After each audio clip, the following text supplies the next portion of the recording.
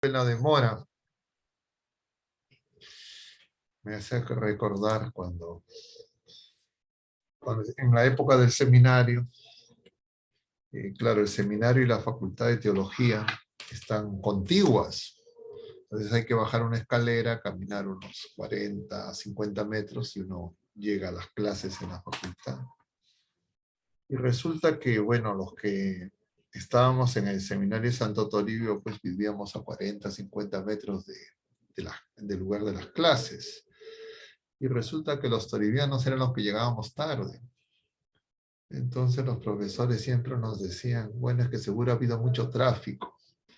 Y entonces ahorita me acordaba y les iba a decir, sí, pues que ha habido mucho tráfico. Pero bueno, una broma, queridos hermanos, disculpen. Vamos a ponernos en oración para empezar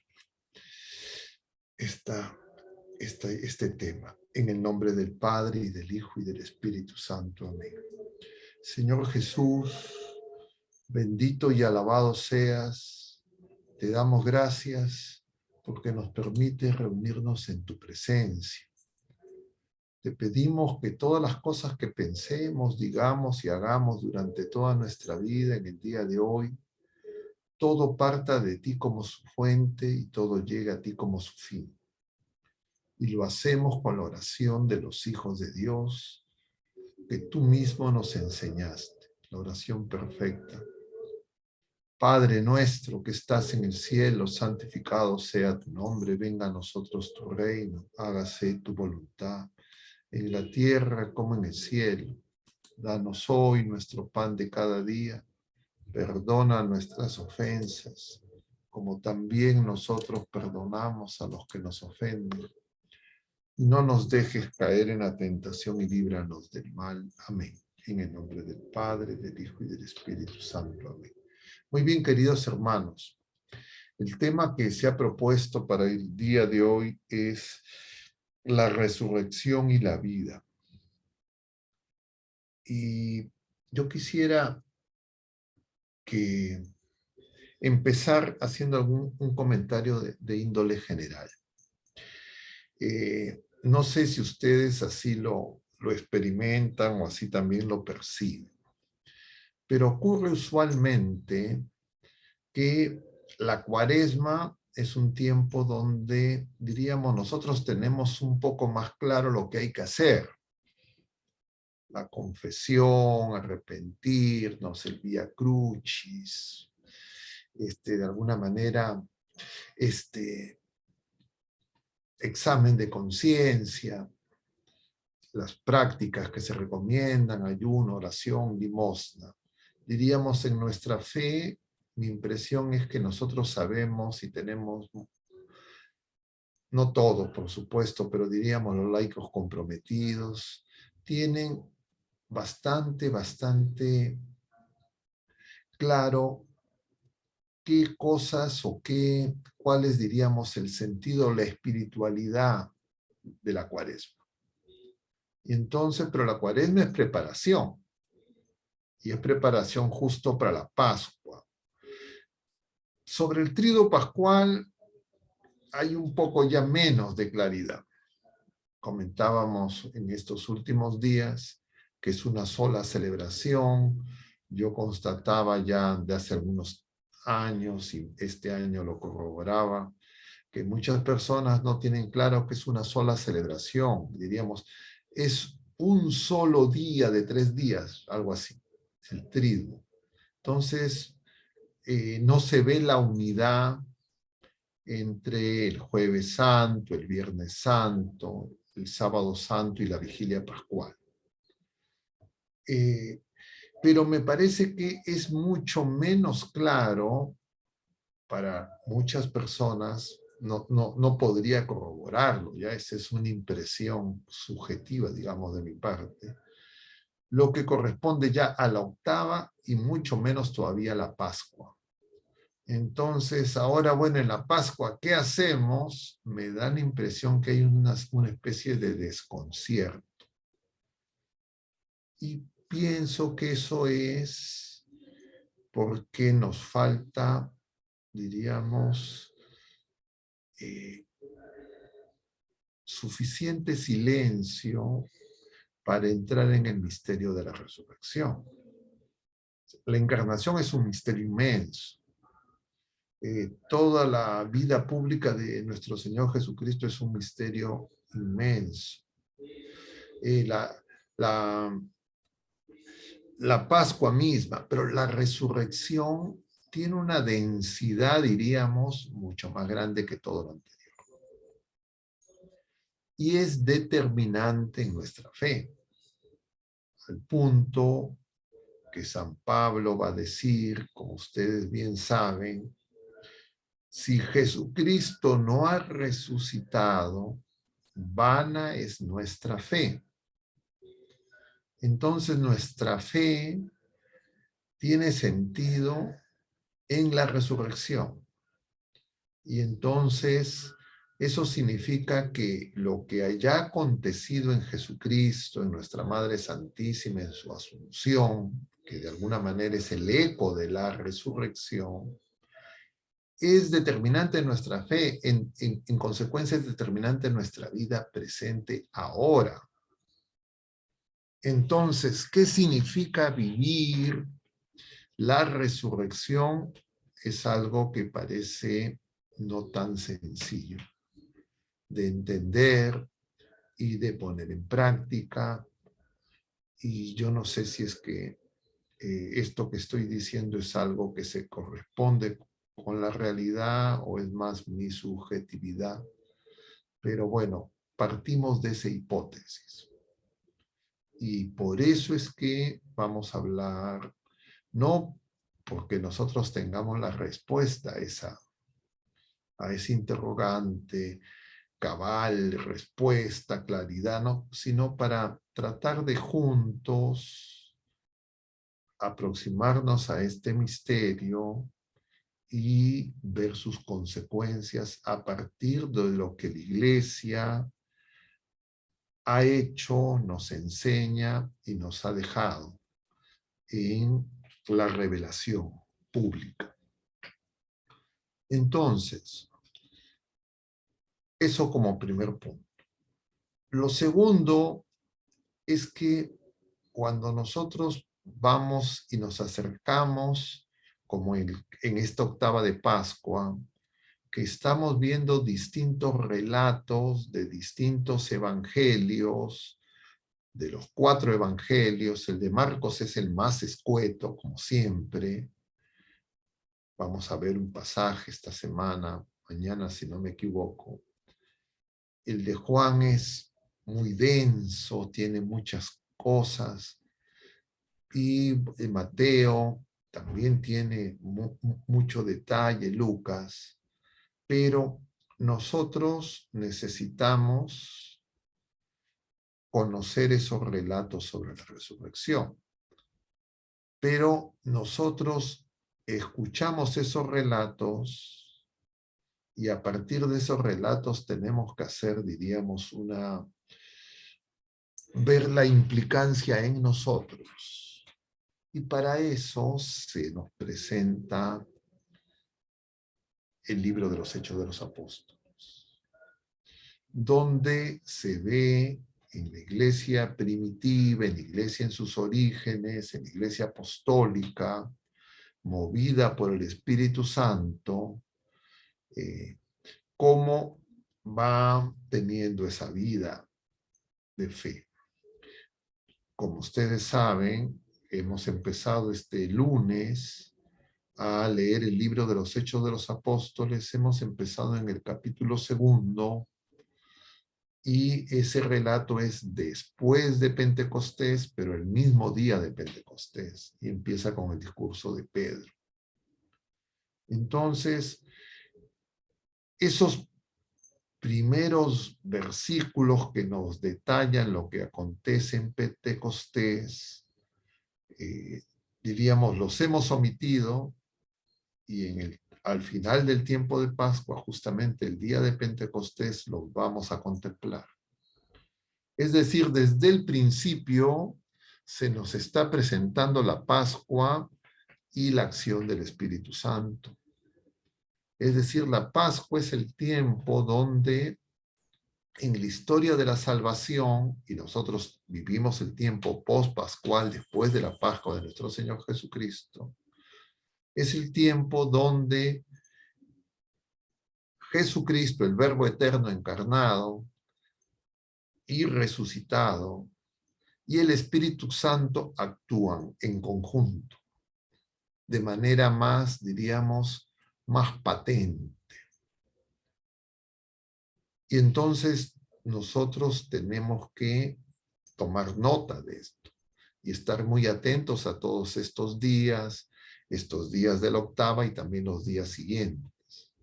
Ya decíamos en otra ocasión, no recuerdo exactamente en cuál de los días precedentes, de los jueves que hemos tenido y además esta charla que tuvimos el domingo, que en el Evangelio según San Juan, que hemos visto en la última parte de la Cuaresma, se nos anticipa y se nos prepara ya acerca de los signos. Y entonces, en el tiempo pascual hay tres dinámicas, diríamos. Uno es que el resucitado se manifiesta. Lo segundo es reconocerlo. Y lo tercero es escuchar. Entonces, el reconocer la manifestación del resucitado, más en nosotros, porque nosotros no hemos estado presentes en esos primeros 40 días donde el Señor se manifestó glorioso, en esa nueva dimensión que Él adquiere luego de la resurrección.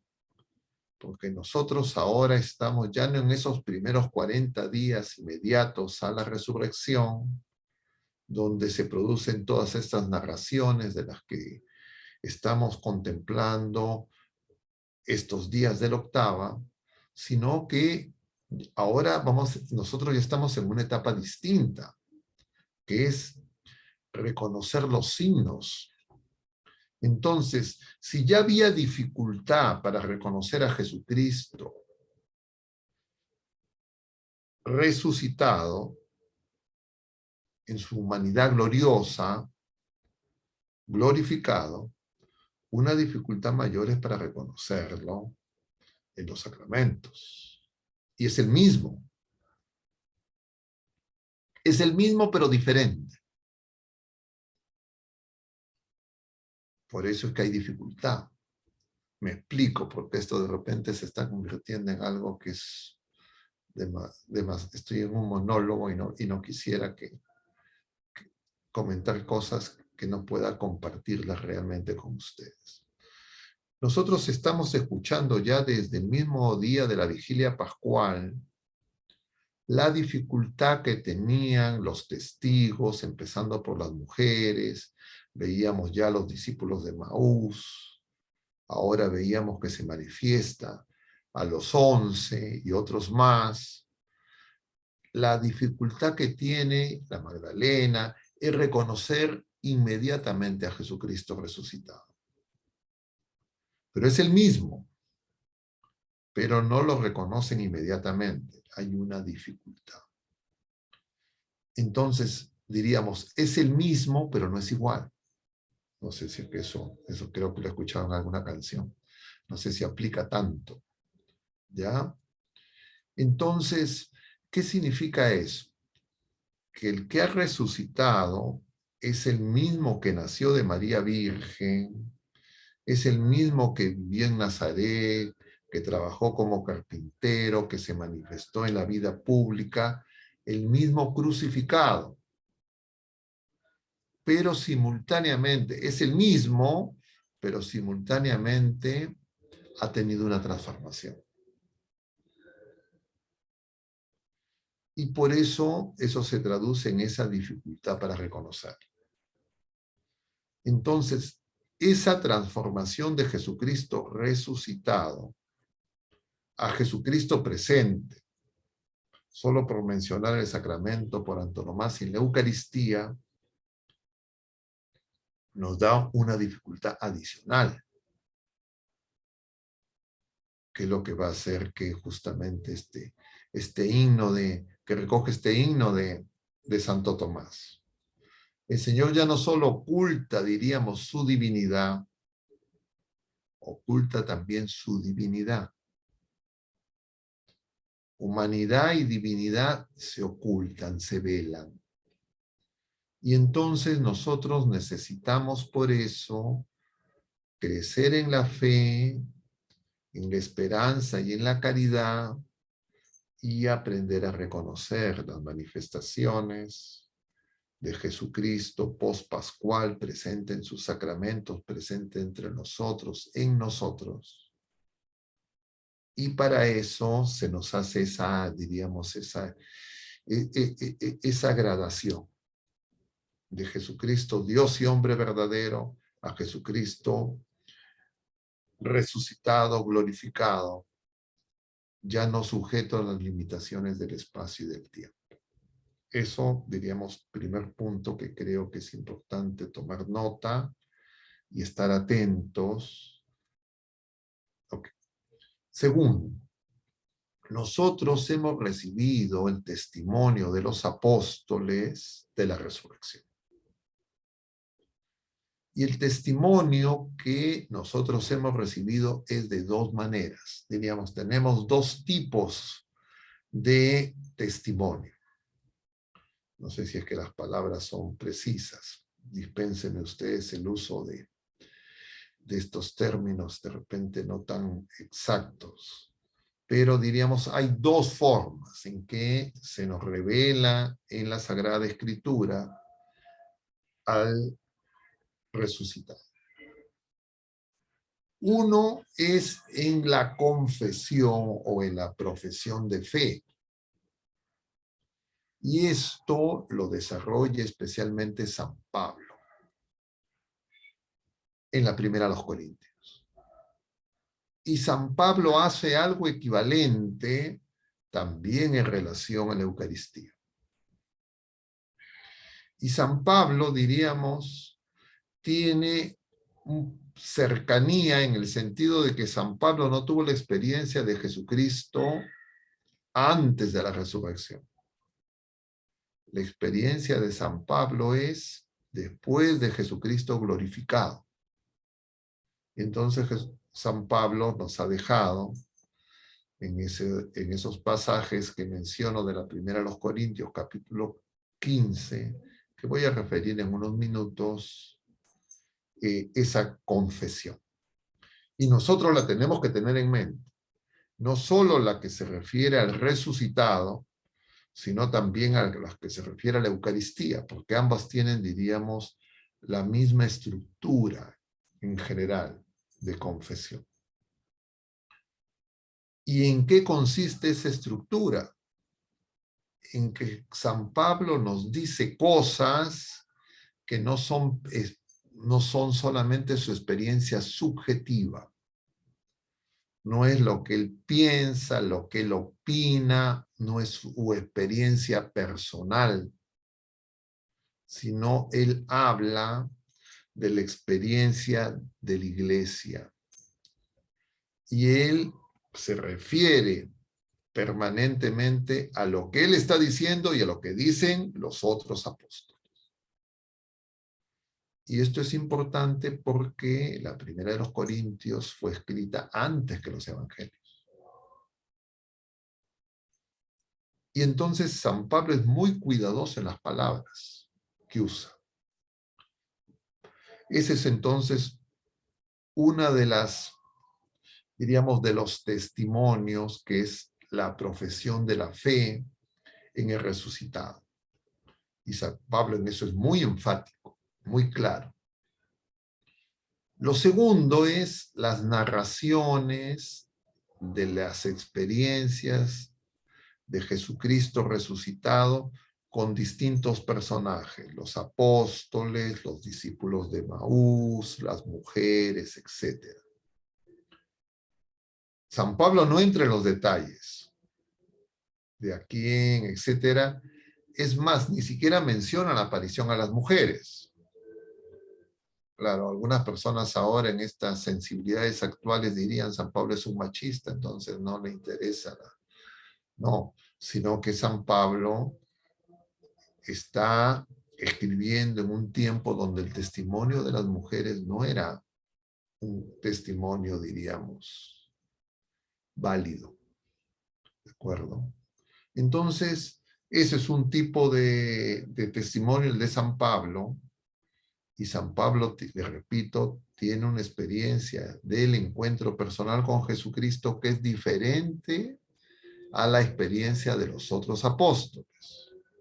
Si nosotros recordamos brevemente los tres relatos donde San Pablo, o donde se recoge la experiencia de San Pablo en el libro de los Hechos de los Apóstoles, en general, en resumen, podemos decir que San Pablo lo que ve es luz y escucha al Señor. Diríamos, es una experiencia como el Tabor. Luz y escucha. Entonces, Juan nos dice que el Señor es luz de luz, Dios verdadero de Dios verdadero. Decimos en el credo. Y entonces nosotros tenemos ese signo de la luz que está presente en toda esta cincuentena pascual, que es el cirio pascual. Entonces, tomemos nota de eso, luz y palabras. El Señor le dice, pero esas palabras están unidas a un envío, a una misión. Revela el misterio, pero hace que San Pablo se ponga en camino. Le cambia la vida a San Pablo. San Pablo deja de ser perseguidor de Jesucristo y de la iglesia y pasa a ser apóstol de los gentiles. San Pablo se convierte en ese encuentro. Y unas mañanas le decía en la homilía a las personas, lo que nosotros decimos comúnmente, ¿no? Que la conversión es continua, que la conversión no termina. Y refería inicialmente que lo de la cuaresma lo entendemos mal. Una cosa es la conversión de cuaresma y otra cosa es la conversión pascual. Y la conversión pascual no es que no hay que hacer examen de conciencia, no es que tenemos que dejar atrás el pecado, etcétera, eso no desaparece, sino que se agrega en la conversión acoger al resucitado y la misión, el anuncio del evangelio. Entonces, para nosotros es importante, les decía, en la espiritualidad pascual. En la espiritualidad pascual es importante entender nuestra misión. Iglesia latinoamericana, la conferencia de Aparecida, los obispos nos dicen, ¿no? En ese documento, en esa experiencia, que la iglesia tiene que ser, es discípula y misionera. Y el otro día, unas personas conversaban, eso ha sido el miércoles, ayer, conversado con un grupo, un Zoom. Entonces, la pregunta era, ¿qué se necesita para ser discípulo? Entonces, yo les refería qué se necesita para ser discípulo, diríamos, de los casados.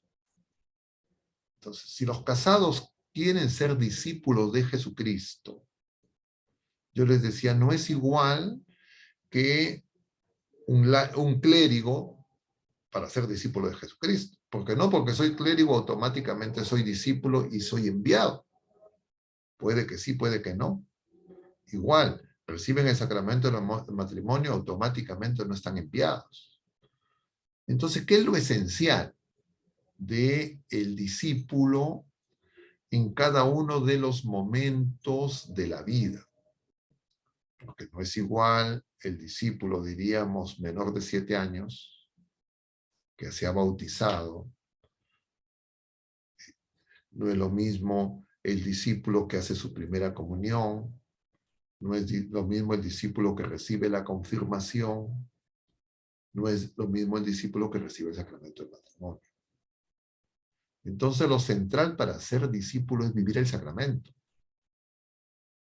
Yo les decía eso. Y la gente no les gustaba eso. Los que me escuchaban querían que yo les diga otra cosa, que para ser discípulo hay que saber enseñar, conocer la escritura, no sé. Yo les decía, tienen que vivir el sacramento del matrimonio. Como sagrado, es una consagración específica en el camino de santidad de los bautizados que reciben el sacramento del matrimonio. Y es esencial que la familia que funde el matrimonio sea iglesia doméstica. Igual el clérigo. El clérigo tiene que ser discípulo viviendo el ministerio como presbítero, como diácono, como obispo. Y en ambos casos es lo que veíamos el Jueves Santo de servicio, ofrenda, entrega. Nosotros tenemos que entregarnos, ofrendarnos por amor.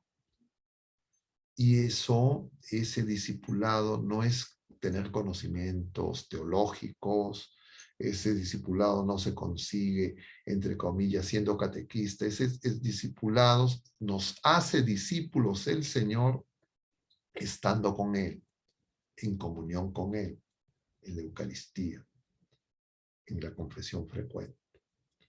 Pero bueno, solamente esto para ir comentando algunas cosas de repente un poco desordenadas en relación a lo que hemos recibido y las consecuencias que tiene eso que hemos recibido.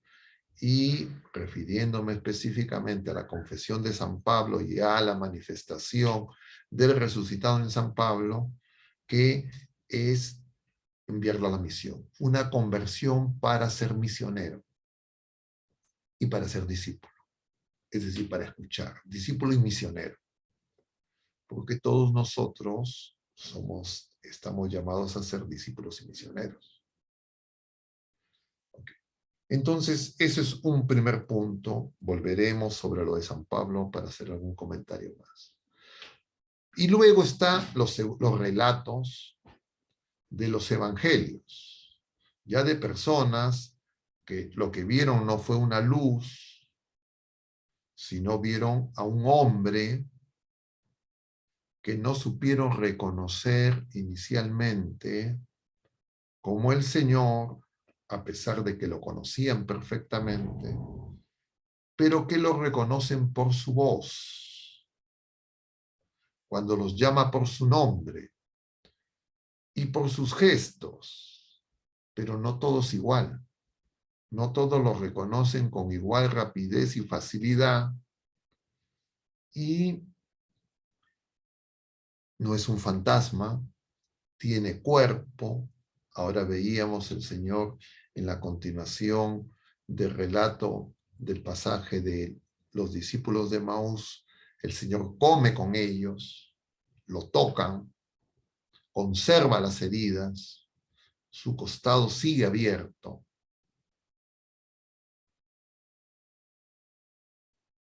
Vamos a ver en la última aparición de las tres que relata el Evangelio según San Juan, ellos, diríamos, intuyen qué es, pero no están 100% seguros. Diríamos, saben qué es por una mirada interior, pero sus sentidos, su experiencia sensible, no, diríamos, no corrobora inmediatamente y plenamente, a menos que escuchan al Señor y ven las heridas de su cuerpo glorificado, que conserva las heridas. Y eso, claro, en Tomás se ve por antonomasia, pero también en ese pasaje, decía el tercer relato de San Juan, cuando ya están en Galilea, Y entonces el Señor está a la orilla, les pide de comer. Ellos han estado pescando, no tienen nada. Y el Señor les dice, echen las redes a la derecha. Y entonces el discípulo amado reconoce y dice, es el Señor. Y dice el mismo relato. Cuando llegan a la orilla, Jesús ya tenía unas brasas, tenía el pescado, a pesar de que les había pedido, sigue sirviéndonos. Y dice San Juan que ellos sabían que era el Señor, pero no se atrevían a preguntarle. Entonces nosotros, en los sacramentos, tenemos una experiencia análoga. Pedro, cuando ve esa luz y escucha esa voz, le pregunta, ¿quién eres? Claro, Pedro no tenía la experiencia de haber escuchado, de haber seguido al Señor, no había sido discípulo. Nosotros de alguna manera conocemos los relatos, pero nosotros necesitamos crecer en esa mirada interior. Porque, como les digo, a nosotros aplica eso que el Señor le va a decir a Tomás. Tú has visto porque has creído. Dichosos los que vean, los que crean sin ver. Parecidas las palabras que le dice Isabela a nuestra Madre Santísima. Dichosa tú porque has creído. Y la Pascua ha resonado con la alegría, con esa dicha. Y esa dicha está asociada a esa mirada interior, está asociada a ese deseo de ser discípulo y enviado. Porque ¿cómo yo me siento enviado? En este tiempo que hemos tenido, por ejemplo, en relación a la pandemia, esta misma experiencia de reflexiones católicas hizo que muchas personas quisieran de alguna manera compartir, hacer algo, anunciar a Jesucristo en medio de las tinieblas en las que vivíamos. De alguna manera ese es un envío. Y muchas de esas personas nadie les dijo. No hubo una criatura humana, un sacerdote, un obispo, alguien que les dijera, bueno, ahora ustedes van a hacer estas cosas. Sino que las personas, muchos grupos parroquiales, movimientos eclesiales, etcétera, diríamos, en algunos de esos integrantes se suscitó, o en algunos miembros de la familia se suscitó el deseo de rezar, el rosario, de reunirse. Salieron de la perplejidad, asumieron la misión. Y entonces muchos que no podían acudir a los sacramentos o que acudían a los sacramentos en medio de esa, diríamos, de esa oscuridad que de alguna manera era como una cuaresma y como una pasión, se suscitó un movimiento. Entonces nosotros tenemos que estar alertas para ir viendo cómo el Señor obra en su iglesia, en los movimientos de la iglesia, cómo obró en los primeros 40 días luego de resucitado, cómo obra en los años de el testimonio recogido en el libro de los Hechos de los Apóstoles, y lo que aparece como constante que siempre es su manifestación es discreta, muy sencilla, tan sencilla que a nosotros nos puede pasar desapercibido. Y claro, si cuando uno está con muchas tareas, muy agitado, agobiado por el día a día, entonces nosotros podríamos decir, embotados de distintas formas, vamos a tener dificultad. Y entonces la espiritualidad pascual, para reconocer al resucitado, Ya no es que si la iglesia nos dice hagan ayuno, hagan penitencia. Ya no vamos a tener que hay días en la cincuentena pascual en la que no se va a comer carne, etcétera. Eso ya la iglesia no lo pide. Pero sin embargo, tenemos que tener cuidado de no embotar nuestros sentidos al punto que lo discreto, lo sencillo, no lo reconozcamos. Entonces, esa espiritualidad pascual que tiene que ver con la alegría, esa alegría se va a desencadenar en la medida en que nosotros tengamos ese reconocimiento discreto. Y en nosotros eso va a ser a través de los sacramentos. Claro, en el caso de ustedes, laicos, que no administran sacramentos, no es igual que en los clérigos que administramos sacramentos, pero sí en los esposos, porque los esposos son ministros del sacramento. Y como ministro del sacramento, los esposos tienen que ayudar a su familia. Y por eso, claro, nosotros tenemos un periodo de la historia donde los matrimonios se han secularizado. Los matrimonios se han desacralizado. El sacramento del matrimonio se ha, diríamos, ha perdido ese fuego. Y entonces se necesita encender ese fuego. Y como la mayoría de ustedes son laicos, los esposos lo tienen que tener claro. Y tienen que hablar por el camino de estas cosas. Y especialmente cuando surja, sea la circunstancia que sea en la vida matrimonial y en la vida familiar, algo que es terrible. Y eso se llama desánimo. El desánimo tiene que ser vigilado cuidadosamente.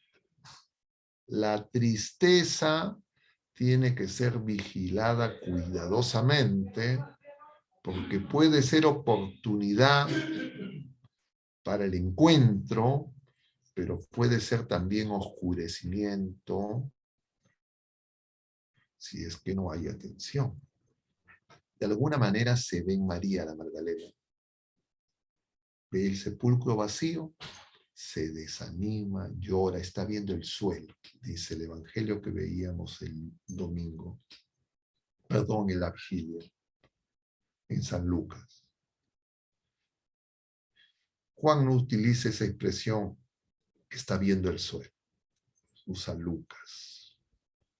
Pero claro, María sabe escuchar al Señor y reconoce su voz. Pero reconoce su voz sobre todo cuando el Señor la llama por su nombre. Y entonces, ¿qué implica escuchar el nombre del Señor? O mejor, nuestro nombre pronunciado por el Señor. Nuestro nombre pronunciado por el Señor implica meditar nuestro bautismo. Meditar el don del Espíritu Santo en la confirmación. Meditar el sacramento del matrimonio en los laicos. Cuando al niño se le bautiza, se menciona el nombre del niño. Cuando el joven recibe la confirmación, se menciona el nombre de la persona. Cuando los esposos actúan como ministros, mencionan el nombre. Entonces yo tengo que saber que esos sacramentos se están desplegando. Cuando yo creo mi bautismo ya fue, yo soy como los discípulos de Maús, que digo, y ustedes no se han enterado que eso pasó, que un bautismo, pero mire, esta persona vive como si no fuera hijo de Dios. O esta persona que recibió la confirmación, etcétera, etcétera, pero no vive como hijo de Dios. O esta persona que recibió el matrimonio, etcétera, etcétera, pero no vive como hijo de Dios. O esta persona que recibió el sacramento del orden, pero no vive como hijo de Dios, es el discípulo, son los discípulos de Emaús. Y como nosotros nos daremos cuenta rápidamente, en la iglesia probablemente la mayoría se parecen a esos discípulos. No son minoría, no solo son dos, son múltiples. Y entonces esos discípulos necesitan, que se alejan de la iglesia, que quieren dejar la confesión sacramental, que dicen, no, yo me confieso solo, ¿para qué con un cura? Que creen que no necesitan comulgar. Entonces esos discípulos necesitan que arda su corazón. Y para que arda su corazón, necesitan darse cuenta que la tristeza, diríamos, el desánimo, alguien tiene que estar cerca para avisarles que eso es peligroso. Y que vayan al Señor. Que reconozcan que el Señor está peregrinando con ellos. Ustedes saben, ya desde el año 2000, la Organización Mundial de la Salud, yo en esos momentos participaba cercanamente de las deliberaciones. Entonces ya había identificado una epidemia de depresión y de ansiedad. Y las cargas de enfermedad de esa pandemia, es una pandemia verdaderamente. Y cada vez crece más. Claro, ¿por qué se produce esa pandemia? Porque este mundo produce tristeza, produce desánimo. Este mundo sin Dios es un mundo que es, diríamos, patogénico. Y si es que esas personas no tienen a Jesucristo, no pueden salir de esto. Y entonces, eso, diríamos, no se puede dejar esa acción, no se puede dejar solamente a los clérigos, porque son muy pocos. No alcanza. Entonces, así como los matrimonios, los padres saben, ¿no? Los padres aprenden rápidamente cómo manejar, por lo menos en sus momentos iniciales, una deshidratación, una diarrea, un problema, diríamos, respiratorio incipiente en sus hijos, etc. Y encuentran rápidamente los signos de alarma y pueden buscar ayuda. Se necesita en ese envío, en esa misión, en ese discipulado al que estamos llamados todos, como nos recuerdan los obispos de nuestro continente, y que es una espiritualidad pascual, que nosotros estemos alertas con eso que necesitan al Señor. Entonces, una manera es invitar a esas personas a que recen el rosario, como espontáneamente muchas personas lo hicieron y lo siguen haciendo. Invitar a que esas personas conozcan, escuchen los evangelios, participen de la Eucaristía. Y durante décadas, si no es siglos, la iglesia dejó de hacer eso. A diferencia de la iglesia primitiva, de la iglesia que nos relata el libro de los Hechos de los Apóstoles, donde todos tenían ese deseo de comunicar que Jesucristo ha resucitado. Entonces, si yo he participado en la cuaresma, la vigilia, el triduo, etcétera, y no tengo deseo de anunciar a Jesucristo resucitado a esas personas que no lo conocen, yo no tengo la alegría pascual. Puede hacer que esté risueño, puede hacer que me sienta satisfecho, pero no es por el Espíritu Santo ni porque Jesucristo ha resucitado, y me puedo confundir. Estoy haciéndoles algunos comentarios un tanto, diríamos, así desordenados para ir compartiendo juntos esto que les decía al principio, que nosotros tenemos más claro cómo vivir, diríamos, la Cuaresma, que cómo vivir la cincuentena pascual. Y aparece casi como que terminamos el triduo cansados. Por lo menos en los clérigos se nota eso más, porque son días exigentes. Pero justamente es donde los frutos se van a ver en esa acción de discípulos y misioneros. Entonces yo tengo que preguntarme eso. ¿Cómo se está manifestando en mí? Reconocerlo. No hay ningún signo de eso. Algo no está bien. Algo no está bien. Y entonces tengo que, en estos días que faltan de la Pascua, hasta llegar a Pentecostés, ir en un increciendo, incrementando. Y eso se va a sostener viviendo los sacramentos. Pero bueno, me he extendido un poco en esto, pero diríamos, el subtítulo de esto que estoy comentando es el testimonio de la fe resucitado en San Pablo y los relatos, el segundo subtítulo. Les voy a leer lo que dice el apóstol San Pablo en ese testimonio de fe que se recoge en la carta a los Corintios y que nosotros hemos escuchado con seguridad más de una vez, pero se los voy a leer porque creo que conviene tenerlo en mente. Entonces, dice San Pablo, que Cristo murió por nuestros pecados según las Escrituras. Estoy en el capítulo 15 de la primera carta a los Corintios, versículos 1 y siguientes. Que fue sepultado y que resucitó al tercer día según las Escrituras. Que se le apareció a Cefas y más tarde a los 12.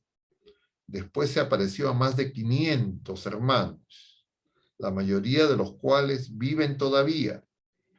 Después se apareció a Santiago, después a todos los apóstoles y por último, como un aborto, se apareció también a mí.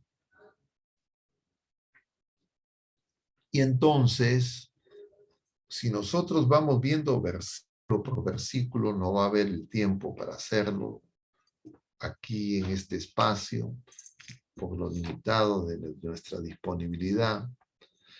Pero si ustedes van leyendo versículo por versículo, van a encontrar algunas cosas claves de la Pascua.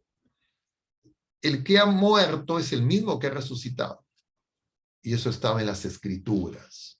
Lo hemos visto el Viernes Santo, en el cuarto cántico del siervo de Yahvé, capítulos 52 y 53 de Isaías. Entonces, ese de quien habla Isaías, muerto, ese está vivo. El mismo que murió crucificado en la cruz ha resucitado. Entonces, verdadero hombre porque murió verdaderamente. Y se ha vencido a la muerte. Y nosotros estamos abiertos a esa participación de esa victoria sobre la muerte. Pero esa victoria sobre la muerte en Jesucristo no es revivir. Jesucristo no volvió a la vida anterior en Palestina, no continuó su vida pública y más adelante murió. Sino Jesucristo ha resucitado, ya no muere más. Y la vida que tiene de resucitado no es idéntica a la que tenía antes. Es una vida distinta, es una vida en Dios. Pero en su naturaleza humana glorificada en Dios, en comunión en la Trinidad Santísima, a la derecha del Padre, al que nosotros también estamos llamados, y es el éxodo de Jesucristo. Y esto es muy importante porque hemos estado hablando de los desánimos, hemos estado hablando de las tristezas, de los miedos, dice el Señor, de esas depresiones que nos impiden, nos postran, que están significando en esos paralíticos. Ya en San Juan, cuando Jesús empieza a desplegar sus ministerios, aparecía en el paralítico de Betesda y aparece también en el capítulo 3 del libro de los Hechos de los Apóstoles, en ese paralítico que está en la Puerta Hermosa, que hemos leído ayer y hoy. Entonces, nosotros tenemos que tomar conciencia de eso, porque no es algo del pasado, no es algo que no tenga que ver con nosotros. Y entonces, si yo he vivido la cuaresma con un esfuerzo, así haya tenido limitaciones, he participado de alguna manera en el tríodo pascual, así haya tenido limitaciones, pero sigo, diríamos, paralítico, es decir, no sigo en camino, no me levanto y no me echo a andar, no tengo una acción misionera de discípulo, lo más probable es que haya alguna tristeza, algo de las cosas de este mundo, de lo inmanente, me está impidiendo levantarme hacia lo trascendente. Y lo tengo que identificar. Y entonces necesito meditar sobre mi participación en la vida gloriosa para vencer esa parálisis. Y claro, la iglesia nos habla de la nueva evangelización, todos decimos hay que hacer una nueva evangelización, todos sentimos el deseo de que hay que hacer más cosas, que la gente esté en pecado, que el mal está creciendo, etcétera, etcétera, pero podemos convertirnos simplemente en diletantes, que hablamos por el camino y simultáneamente vamos hablando por el camino como los discípulos de Maús, pero nos vamos alejando. Y entonces necesitamos volver a arder en ese amor de Dios. Y para eso necesitamos justamente reconocer que el resucitado es el mismo crucificado. En consecuencia, sea lo que sea que a mí me pueda entristecer, sea lo que sea de lo terrible que puede estar mi experiencia personal, familiar, esa no es la última palabra. No es la última palabra. Y si es que me gana mi situación, es porque en realidad yo le tengo que pedir al Señor que aumente mi fe, que aumente mi esperanza. Y claro, y nosotros también tenemos que darnos cuenta que si no tenemos esperanza y nuestra fe no ha aumentado, no vamos a ser caritativos. Nos vamos a desentender de los demás. Y claro, lo sencillo de las manifestaciones del Señor no van a ser suficientes. Vamos a pedir manifestaciones, entre comillas, estentorias. Vamos a querer cosas llamativas. Una persona me decía hace poco, pero ¿cómo yo no sé por qué ahora yo no veo esos milagros y esas cosas, así como hacían los apóstoles? Claro, yo pensaba, ¿no? Pero si la Eucaristía es el milagro más grande que tengo ante mis ojos, ¿cómo puedo decir que el Señor no está obrando milagros? No es que hay algunos sacerdotes que tienen dones especiales, pero ¿qué don más grande que hacer bajar fuego del cielo? ¿Y por qué ese fuego no me enciende? Porque me falta fe. Pero no nos damos cuenta. Entonces queremos de repente pues que la gente tenga descansos en el espíritu, que la gente hable en lenguas, cosas, diríamos, justamente como los corintios, a los cuales San Pablo va a amonestar. Claro, esa amonestación es previa a esto. Y justamente este tiempo pascual es para descubrir el amor de Dios. Entonces yo tengo que ver en cada detalle de su pasión, de su muerte, incluida la sepultura, incluida cada una de las apariciones que el Señor hace, gestos de su amor y de su misericordia. Si no lo descubro, entonces mi tiempo pascual no va a ser que arda mi corazón. no va a ser que vuelva una fidelidad y puedo creer que estoy cerca, pero no voy a tener esa acción misionera. Y entonces simplemente voy a buscar, entre comillas, al Señor como sedante, como analgésico, una espiritualidad que necesita ser purificada. Y esa es la grandeza de este tiempo, que nos hace crecer en el amor de Dios. Pero bueno, como ustedes comprenderán, San Pablo va mencionando varios puntos. El muerto es el resucitado, el sepulcro fue sepultado, el sepulcro está vacío. No es prueba suficiente, pero sí es prueba necesaria. Porque si hubiesen encontrado el cuerpo, ¿quién creería que está resucitado? Yo recuerdo hace algunos, no sé cuántos años, décadas ya, algunas décadas, falleció un personaje que había fundado una secta, que sus seguidores decían que iba a resucitar. Me acuerdo que salían los canales de televisión poniendo ahí la urna de esta persona con que iba a resucitar y cantaban. Pasaron 3 días y no resucitó. Claro, si hubiesen encontrado el cuerpo de Jesucristo, entonces es difícil que fuera resucitado. Si no hubieran estos testigos.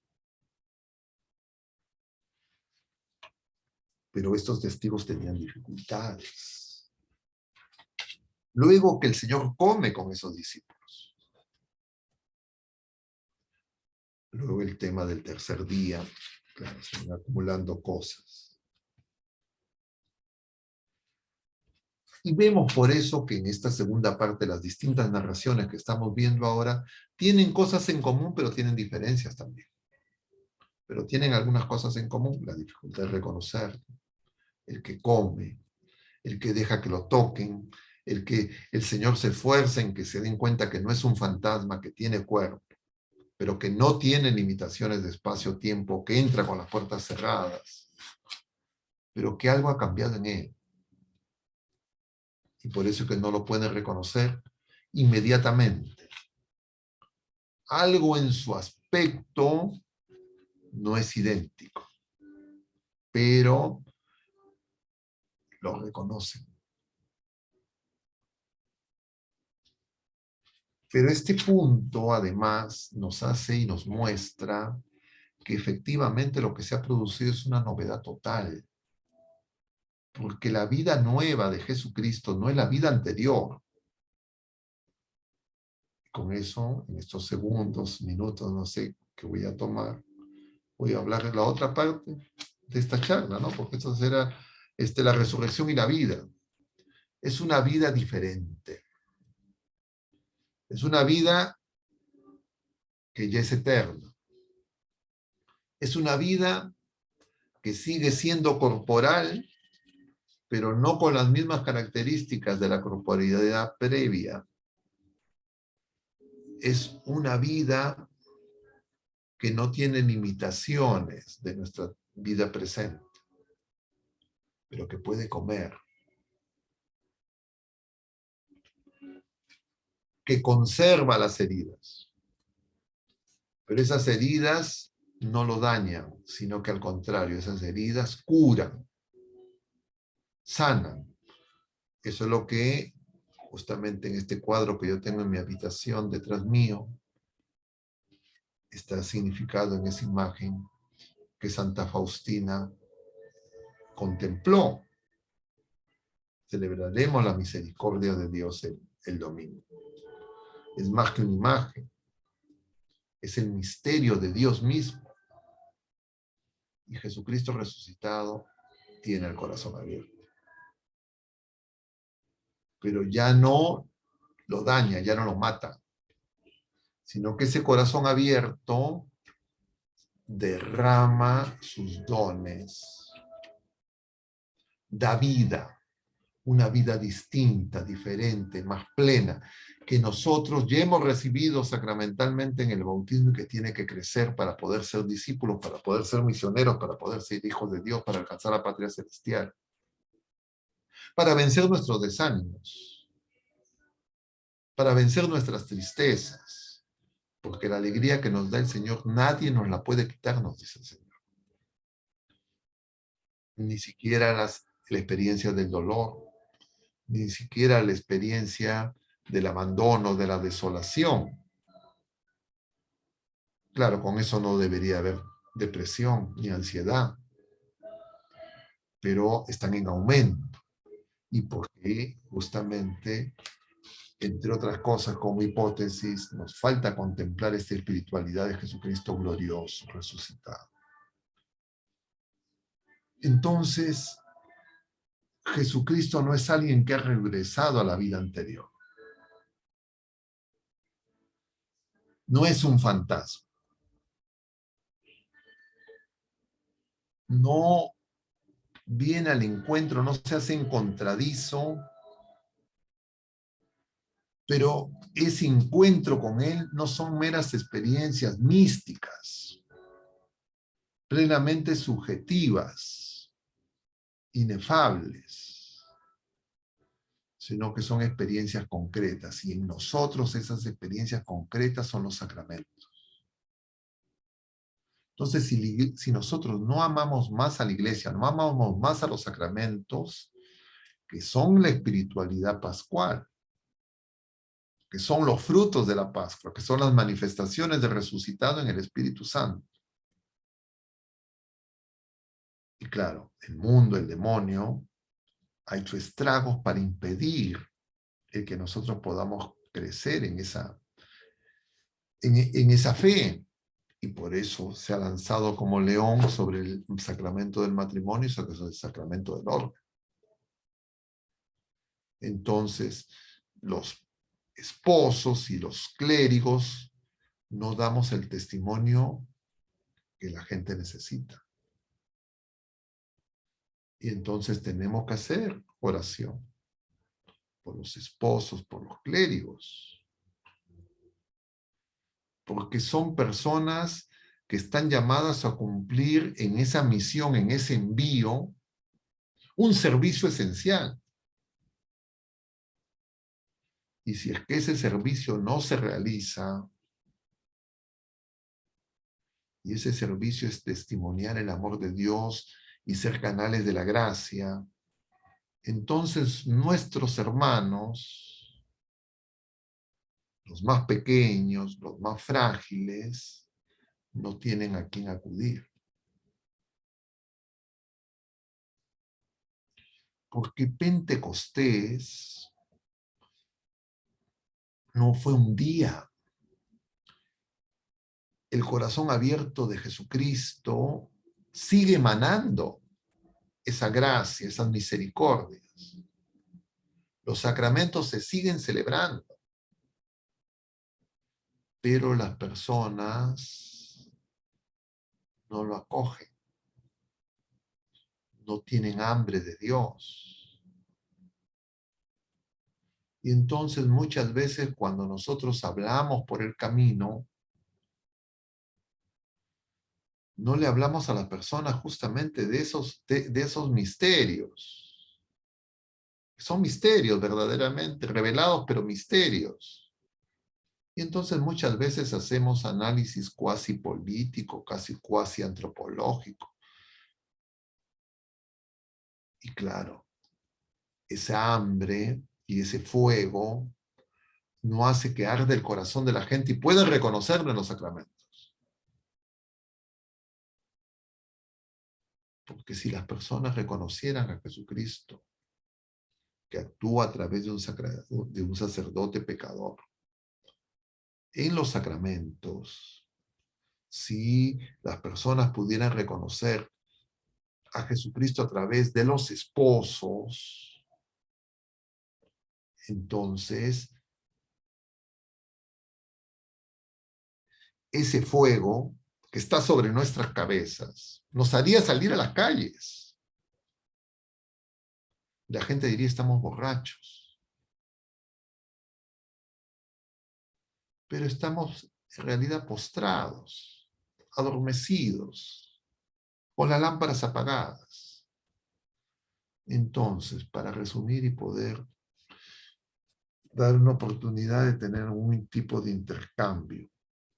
En esta espiritualidad pascual, diríamos así, estamos llamándolo, no es el término más preciso, es el que se me ocurre en estos momentos. Nosotros tenemos que darnos cuenta por qué estamos escondidos, por qué estamos encerrados, por qué estamos con miedo a los judíos, por qué no salimos. Y la razón es porque nuestra fe en el resucitado es nominal, es cognitiva. Nuestra fe es pelagiana.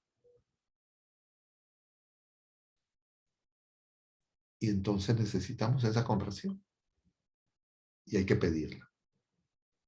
Y estos días de la cincuentena hasta Pentecostés es para hacer oración pidiendo eso, para la iglesia, para los matrimonios, para los clérigos, para cada uno de los bautizados, para cada uno de nosotros. Esa conversión se necesita todos los años, pero nosotros parecería que no estamos exhortando lo suficiente. Yo me voy a detener acá, no porque haya terminado todo lo que se pueda decir, pero yo creo que es más importante poder compartir un poco y a ver si es que no sé, no voy a hacer que se hayan dormido y ya, yo estoy quedado hablando solo. Así que no sé quién está administrando Grecia y quién más están colaborando. Si tuvieran alguna pregunta, comentario, a ver si es que podemos nosotros. Gracias, Padre. Sí, tenemos por allí algunas preguntas.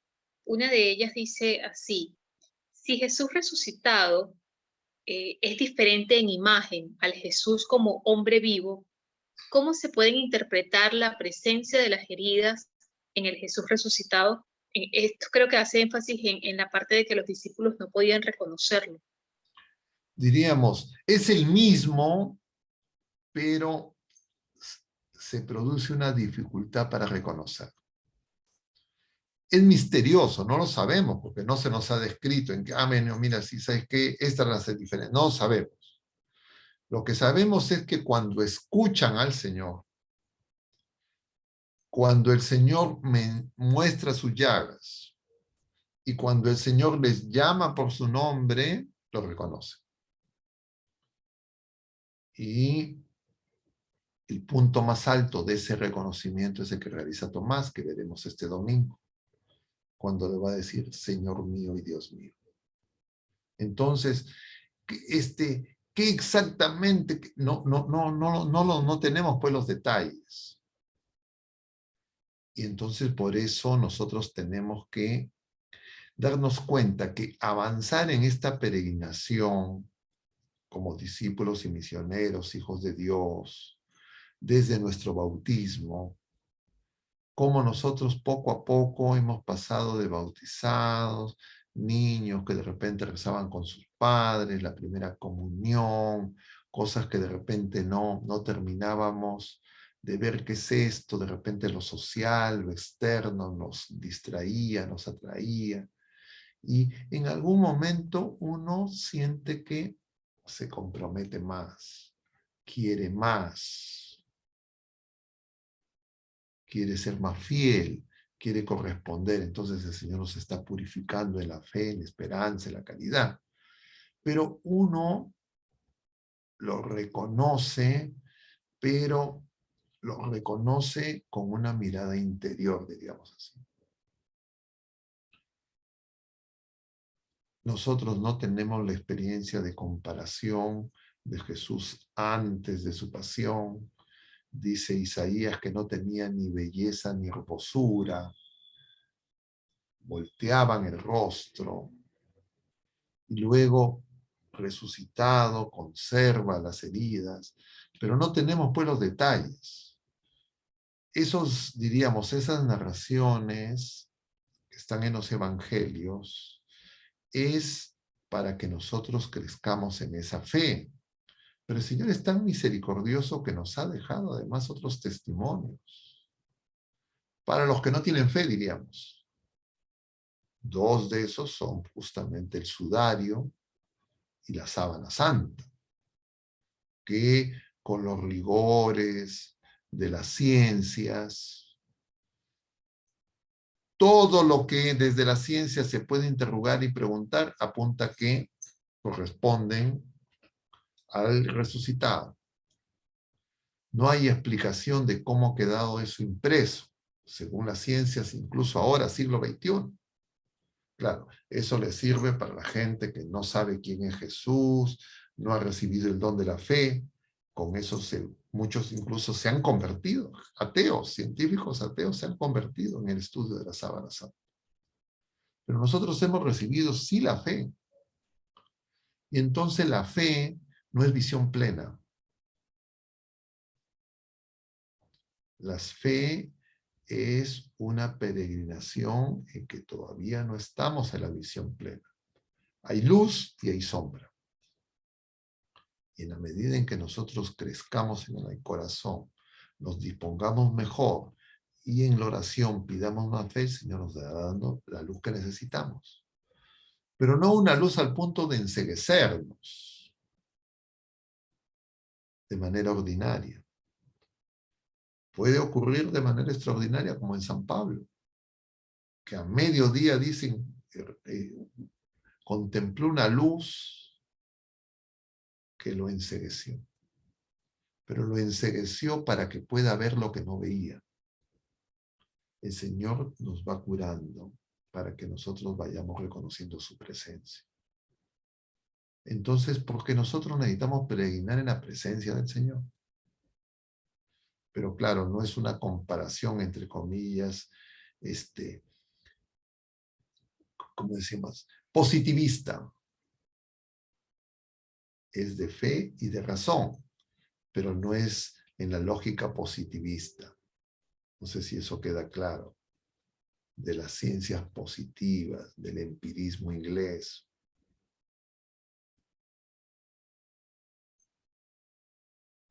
No sé si tienen algún otro comentario, pregunta. Sí, padre, muy buenas noches. Hemos recibido otra pregunta.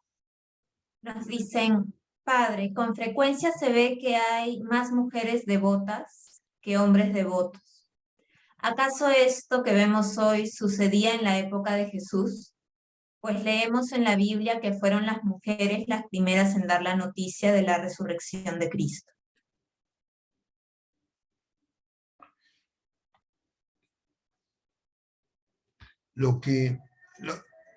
Claro, nosotros podemos caer en este tiempo en que hay esta sensibilidad, diríamos, feminista, machista, esta ideología que ha envenenado, ¿no? Todo lo que es la complementariedad de varón y de mujer en el plan de Dios, que es esta nueva familia que el Señor crea. Entonces, claro, nosotros podríamos tener esa curiosidad con ese sesgo, ¿ya? Entonces ese sesgo tiene que ser purificado, porque el hombre y la mujer son distintas, de igual dignidad, pero se complementan. Entonces, nosotros, en el plan de Dios, varón y mujer son complementarios, y en la revelación, no es una cosa, diríamos, en relación a este tema específico de la resurrección y la presencia notablemente, diríamos, visible de la mujer, no es en el sentido, pues, de la sensibilidad actual, de la lucha de géneros, sino de la complementariedad. Y es que tal vez esa sensibilidad tiene que ver con esta dinámica que se nos quiere presentar en la revelación, y es que Jesucristo es el esposo y la iglesia es la esposa. Diríamos, la iglesia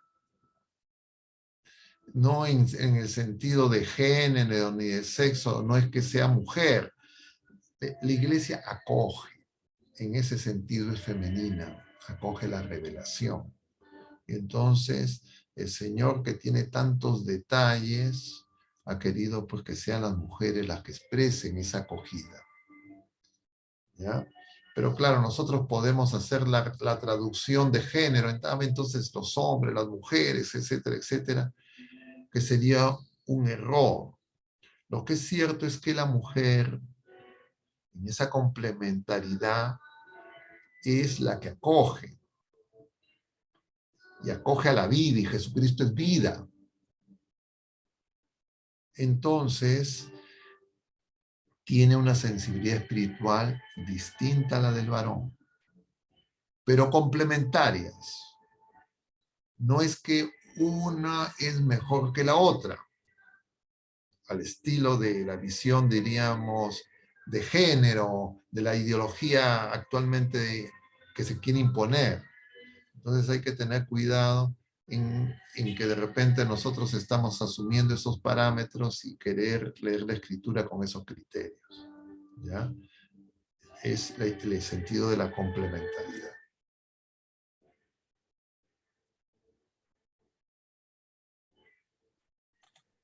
Gracias, padre. Me parece que Grecia tiene una última pregunta.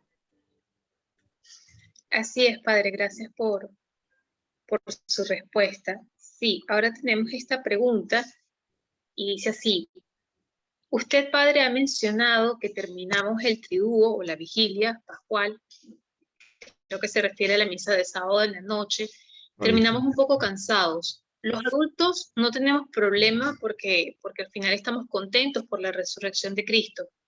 Pero ¿qué le podemos decir a los niños que ven esta celebración muy larga? No solo a los niños, sino también a los adultos pequeños en fe. ¿Cómo podemos explicar esta misa hora tanto o termina un poco tarde?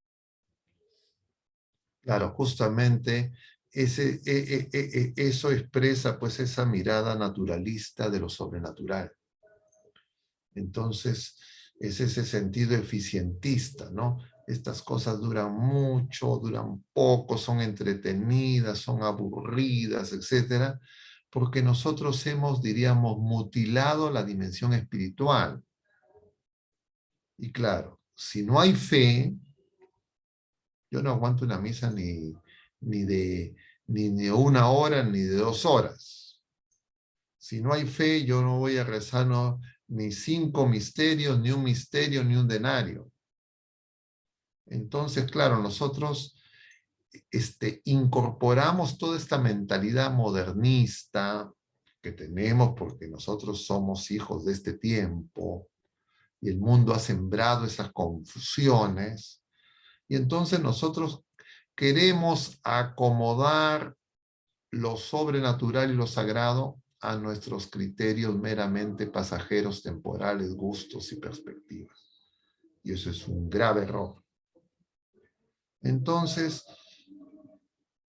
definitivamente es una misa larga. Definitivamente, si yo no tengo una preparación previa, no voy a entender el sentido de las escrituras, por qué se hacen esas lecturas, no las voy a gustar. Si es que yo no he tenido una preparación previa, no voy a entender, y si no me explican menos, que la vigilia tiene 4 partes. No voy a entender y darme cuenta cómo se relacionan cada una de las partes. Entonces voy a ir a algo que no entiendo de qué se trata. Entonces lo que yo desprendo de la pregunta son 2 cosas. Uno, que tenemos una mentalidad modernista, pragmática, utilitarista, que diríamos es secularizada y por eso nos resultan extraños, aburridos los sacramentos y quisiéramos que sean espectáculo, atractivo, etcétera. Y justamente porque, lo que decía en algún momento, nosotros no estamos preparados, hemos sido mutilados para atender lo discreto, el silencio. Entonces yo veo que hay un problema de nuestra deshumanización producto de esta mentalidad modernista. Pero de otro lado, lo que también está es que nos falta preparación, evangelización y catequesis. Entonces, claro, con eso, mi conclusión es, oye, ¿no sabes qué? Haz una vigilia express. Y no la voy a disfrutar. En otro momento en la iglesia, por ejemplo, solo estaban presentes, solo las personas participaban en la liturgia de la palabra, y los que no habían recibido el sacramento del bautismo, el sacramento de la Eucaristía, no se quedaban en la liturgia eucarística. La liturgia eucarística no era para todos. ¿Ya? Ahora, claro, alguien les dice, bueno, los que no han hecho la primera comunión salgan. Probablemente las mamás, los papás de esos niños se van resentidos, se molestan con el cura. Entonces, lo que nosotros necesitamos es hacer que las familias sean iglesia doméstica. Porque si las familias son iglesia doméstica, es decir, viven la fe, entonces yo diría, no se van a aburrir, no les va a parecer largo, ni les va a parecer cansado. Si me parecen cansadas las cosas de Dios es porque yo estoy acomodado al mundo. Y claro, no he vivido la Cuaresma. Pero ahora ya estamos en una etapa donde, además de esa tarea pendiente que diríamos, tenemos el rezagado de la Cuaresma si no la hemos vivido, y ahora se agrega una segunda asignatura. Entonces, el Señor quiere que nos nivelemos. Él no quiere, ya bueno, entonces ahora espérate hasta el próximo año. No, yo tengo que tomar conciencia. Oye, no he vivido bien mi Cuaresma, no he entendido ni jota del trido pascual, se están pasando estos días y todavía no le encuentro sentido ni para qué, todo me parecen palabras huecas, no arde mi corazón. Entonces yo tengo que pedir al Señor que aumente mi fe, que aumente mi esperanza y dedicarle un tiempo al Señor. Pero claro, si estoy apurado con poco tiempo, etcétera, etcétera, entonces yo no le voy a abrir mi corazón al Señor. Entonces tengo que decir, Señor, concédeme la gracia de la conversión. Quiero nacer de nuevo, quiero empezar de nuevo. La posición opuesta es no, yo no voy a cambiar, lo que tienen que cambiar son los demás. Esa misa muy larga hay que hacerla más corta, esto hay que hacerlo de otra manera, no apaguen la luz, pongan luces de colores, equipos electrónicos, etcétera, efectos especiales. Claro, entonces hacemos, ya no es la Eucaristía, ya no es la presencia del Señor discreto.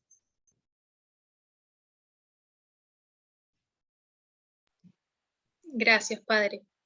Para concluir, tenemos una última pregunta y dice así: la resurrección de Jesús, en cierta parte, contradice nuestra experiencia como humanos o nuestra realidad sobre la muerte. ¿Cómo podemos sostener razonablemente nuestra fe sobre la resurrección de Jesús?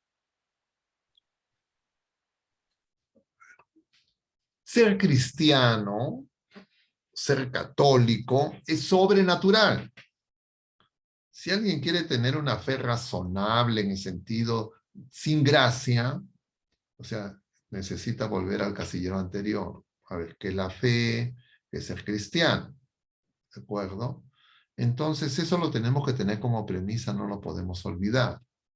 Ahora, siendo un don sobrenatural, sin embargo, es razonable, pero revelado. Si yo creo que es razonable solamente lo que mi experiencia limitada alcanza a comprender, eso no es, a eso yo no lo puedo llamar razonable, eso yo lo puedo llamar, diríamos, soberbia. De creer que las cosas que yo entiendo son las que existen.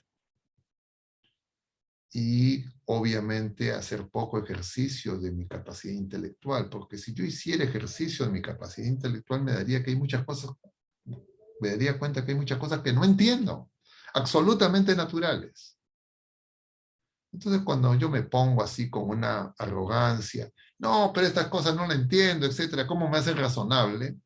Yo tengo que decir en primer lugar, yo estoy ejerciendo mi capacidad del don intelectual, de la inteligencia y la razón, o lo tengo petrificado. Yo diría, lo más probable es que no lo estoy desplegando. Pero además, el don sobrenatural de la fe, que es sobrenatural, pero también es acto humano, porque actúa en mi inteligencia y actúa en mi voluntad. Yo soy una persona de oración, yo soy una persona de escucha al Señor. Entonces, claro, sin esos elementos, yo podría, como algunas personas, incluso teólogos, hay un teólogo liberal, Bullman, que decía que no era necesaria la resurrección. Pero si yo quito la resurrección, yo estoy quitando la manifestación de Dios con nosotros. Entonces me queda un Jesús que es un buen maestro, que hace milagros, pero ya murió, no está vivo y no está presente con nosotros. No es Dios. Por eso es que el fundamento de nuestra fe es la resurrección. Yo le preguntaría a la persona que formule esa pregunta, tal vez sin mucha meditación de lo que está preguntando. ¿Qué pruebas razonables tienes de que existió Manco Cápac?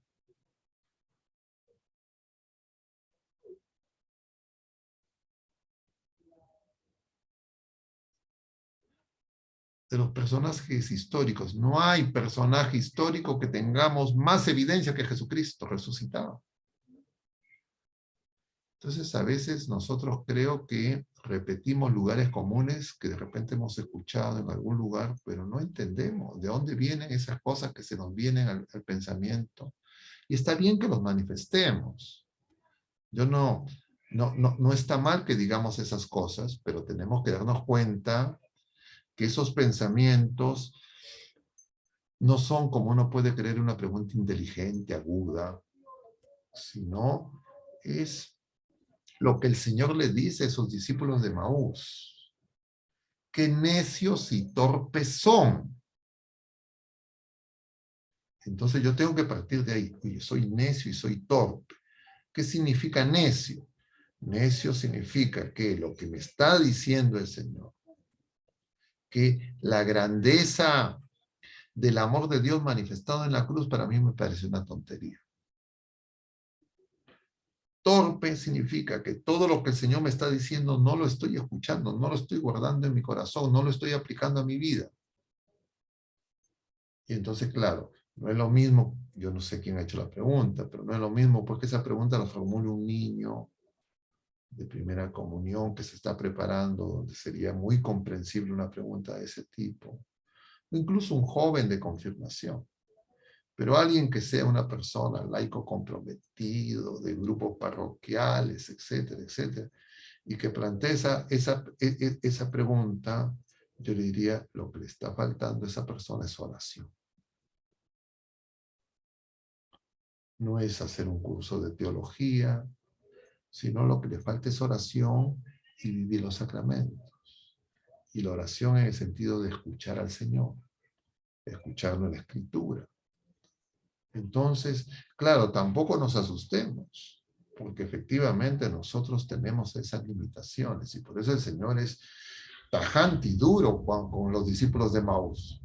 Y demos gracias porque esa es misericordia de Dios. Pero es para que justamente yo diga, oye, yo también soy así. O mejor que soy así, estoy así. Entonces, Señor, ayúdame. Entonces, contemplo el pasaje y digo, ¿cómo le ardía el corazón a esas personas cuando empiezan a leer las Escrituras? Cuando empiezan a escuchar. Entonces, para la persona que formulaba la pregunta, si no lo hace de manera retórica y teórica y abstracta, si no está viviendo esa experiencia, yo le aconsejaría que lea lo que justamente hemos leído este Viernes Santo y todos los Viernes Santos, el cuarto cántico del siervo de Yahvé, capítulos 52 y 53 de Isaías, donde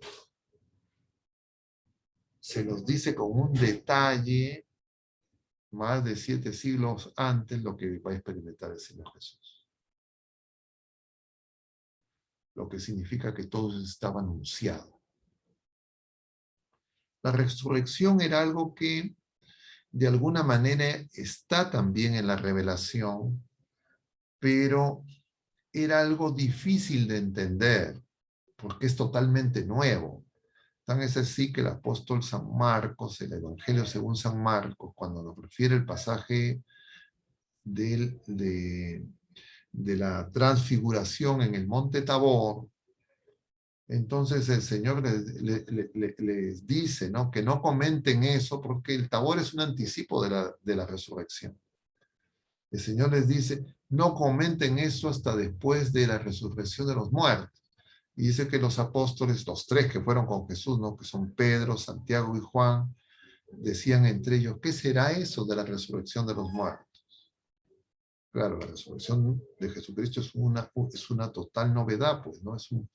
Es algo que nosotros no tenemos experiencia sensible. ¿Ya? Nosotros a lo más, yo como médico decía en estos días, en alguna de las homilías, yo tengo experiencias de revividos, gente que con paro respiratorio han estado pálidos, fríos y de repente han vuelto a la vida. Pero la resurrección es otra cosa. Y nosotros hemos recibido el don de la fe para acoger la grandeza que no elimina la extrañeza del acontecimiento de la resurrección. Ahora, definitivamente efectivamente desafía nuestra razón, pero por eso es que nosotros necesitamos la fe.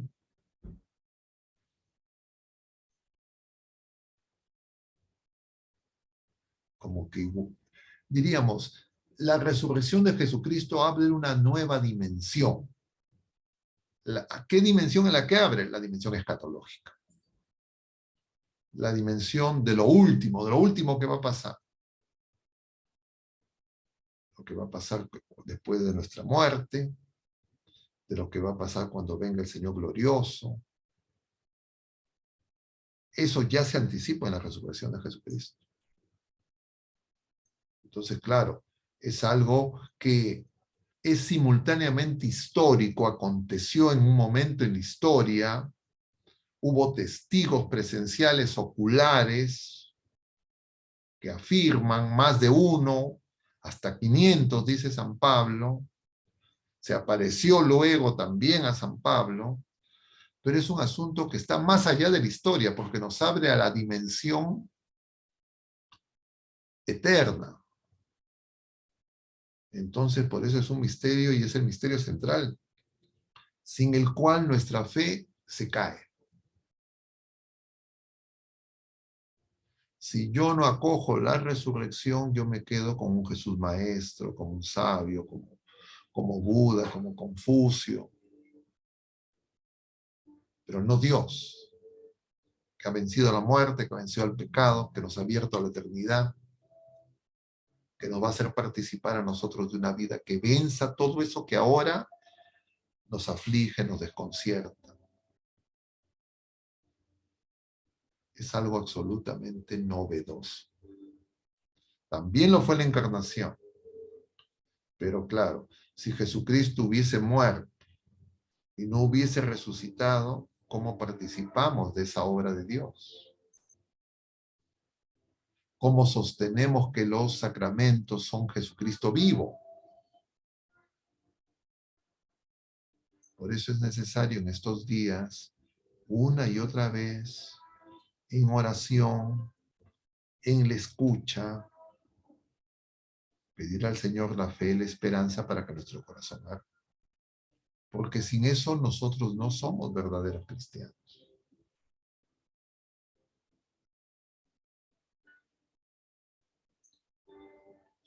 No sé si quieren hacer alguna pregunta más, repreguntar o comentar. O de repente la persona que hizo esa última pregunta tiene algún punto más que quisiera mencionar, porque puede ser de repente de ayuda para más de alguno que por temor de repente no hacen las preguntas.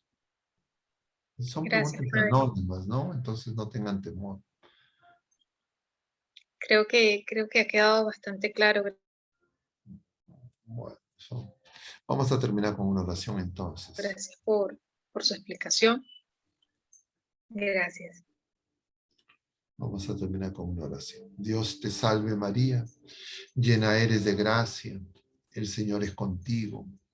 Bendita eres entre todas las mujeres, y bendito es el fruto de tu vientre Jesús. Santa María, Madre de Dios, ruega por nosotros pecadores, ahora y en la hora de nuestra muerte. Amén. Gloria al Padre, y al Hijo, y al Espíritu Santo, como era en el principio, ahora y siempre, por los siglos de los siglos. Amén. El Señor esté con ustedes, y la bendición de Dios Todopoderoso, Padre, Hijo y Espíritu Santo, descienda sobre todos ustedes y permanezca para siempre. Mucho ánimo, queridos hermanos, que Dios los bendiga. Que tengan unas felices Pascuas. Hoy día, el domingo de Pascua. Estamos dentro de la octava de Pascua.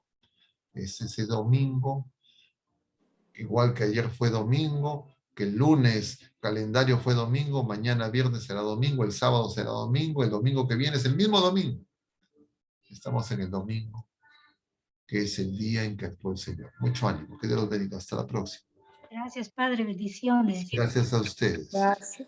Y gracias a Gracias, Dios. Padre. Muchas gracias, Padre. Gracias, Gracias Padre, a buenas Dios. noches. Noche, Padre. Gracias. Gracias, hermanos. Muchas Buenas gracias. noches, Padre. Descanse. Cuídese. Bendiciones.